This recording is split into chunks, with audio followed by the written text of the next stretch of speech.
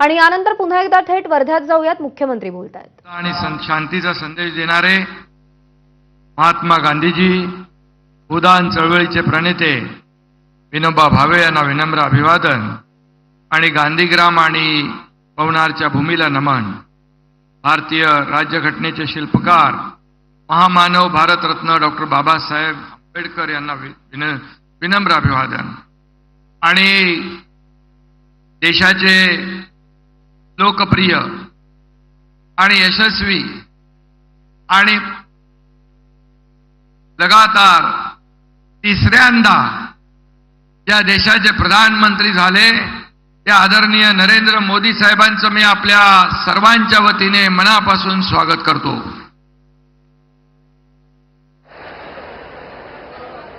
खरं म्हणजे आजच्या या कार्यक्रमाला उपस्थित राज्यपाल राधाकृष्णन साहेब,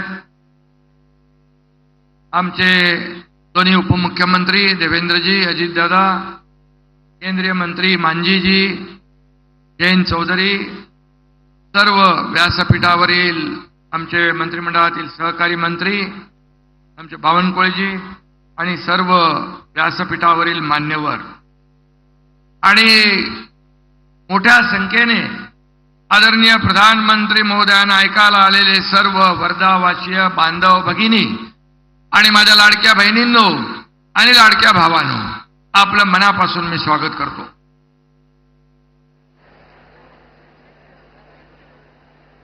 मोदी जी के 10 साल के सफल कार्यकाल का वर्णन करते हुए मैं ये कहता हूं, 10 साल बेमिसाल नरेंद्र मोदी जी है विकास की नई मिसाल। लगातार तीसरी बार इस देश के प्रधानमंत्री पद संभालने वाले माननीय मोदी जी के नेतृत्व में एनडीए सरकार के 100 दिन पूरे हुए हैं। मुझे इसमें कोई संदेह नहीं है कि मोदी जी तीसरी बार तीसरे कार्यकाल में प्रगति की गति 3 गुना बढ़ाएंगे और हमारे भारत को नई ऊंचाई प्रदान करेंगे। ये 100 दिन तो एक झांकी है, मोदी साहब की बड़ी इनिंग अभी बाकी है। मोदी जी के नेतृत्व में देश को महासत्ता बनाने का 140 करोड़ जनता का सपना 100% पूरा होगा।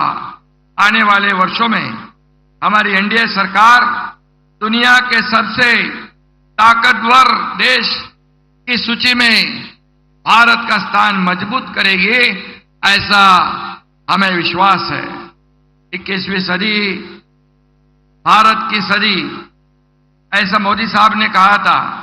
हमारा भी यही कहना है कि 21वीं सदी भारत की सदी, क्योंकि देश के कप्तान हैं नरेंद्र मोदी, और इसलिए मैं उनका फिर एक बार तहे दिल से स्वागत करूंगा। आज पीएम विश्वकर्मा योजना को 1 साल पूरा हुआ है। कारीगरों का हुनर पहचानना, उन्हें सप्लाई चेन की मुख्य धारा में लाना, उन्हें मार्केटिंग ब्रांडिंग का सपोर्ट करना, इतनी दूरगामी सोच सिर्फ मोदी जी की हो सकती है।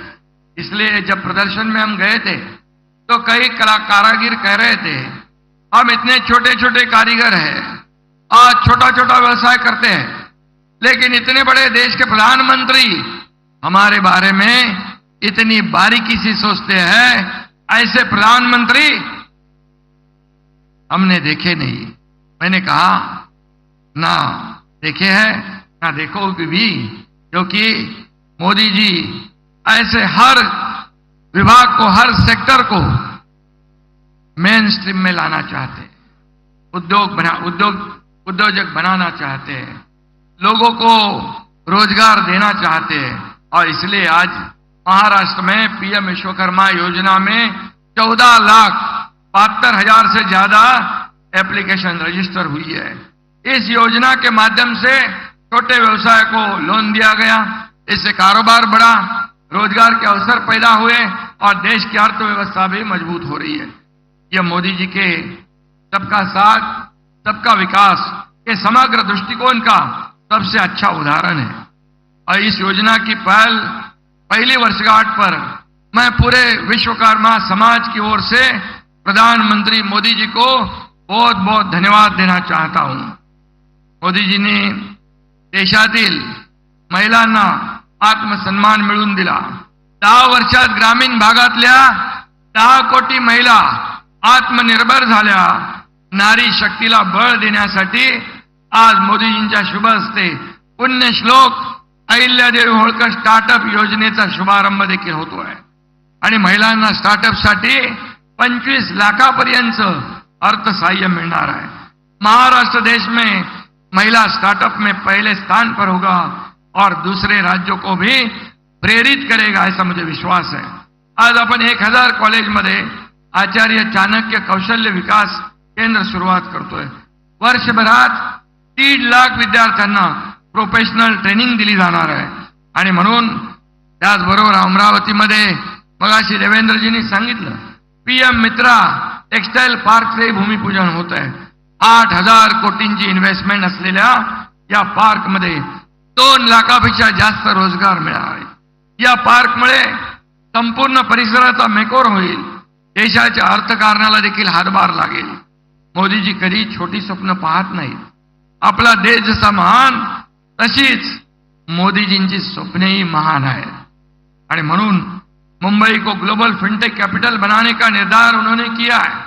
फिनटेक तकनीक 2030 तक भारत को $7 ट्रिलियन अमेरिकी डॉलर की अर्थव्यवस्था बनाने की दिशा में योगदान दे सकती है, जिसमें महाराष्ट्र का बड़ा योगदान हो सकता है। इस सपने को साकार करने के लिए हम दिन रात मेहनत कर रहे हैं। कल ही हमने नवी मुंबई में एक महत्वाकांक्षी सेमीकंडक्टर परियोजना का भी भूमि पूजन किया है। 3rd लार्जेस्ट इकोनॉमी बनने का सपना भी हमें साकार करना है। मोदी जी पूरी दुनिया में देश का मान सम्मान बढ़ा रहे हैं और मनी लॉन्ड्रिंग और टेरर फंडिंग को भी रोकने में भारत की कोशिश प्रभावी बन रही है और यश भी मिला है, ऐसा FATF ने कहा है। और दूसरी तरफ आज हम देखते हैं कि हमारे कुछ लोग विदेश में जाकर हमारे देश को बदनाम करते हैं, आरक्षण रद्द करने की बात कहते हैं। और मैं ये कहूंगा जो आरक्षण संविधान डॉक्टर बाबा साहेब आंबेडकर जी ने दिया है उसे किसी को भी रोकने या खत्म करने का अधिकार नहीं है।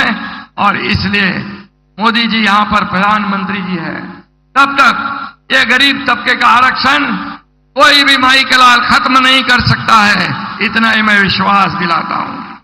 लेकिन यहां पर माननीय मोदी जी के मार्गदर्शन में गृह मंत्री अमित भाई शाह जी ने 370 धारा हटाकर हमारे कश्मीर के जन्नत को आजाद करा दिया। लेकिन कुछ लोग कहते हैं कि 370 कलम फिर लाएंगे। क्या आप दहशतवाद फिर लाना चाहते हो?